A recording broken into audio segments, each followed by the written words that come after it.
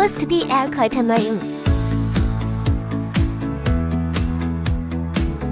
Twist off the rear view mirror. Remove the inner protective lens pressure block.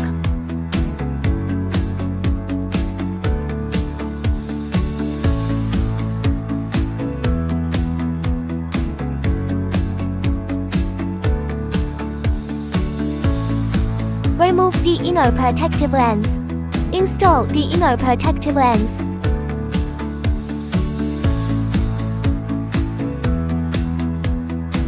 Install the inner protective lens pressure block.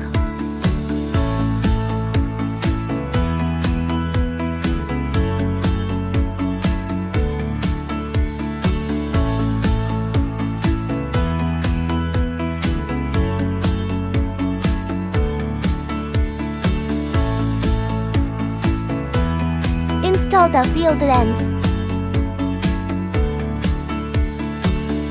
Install the air curtain ring.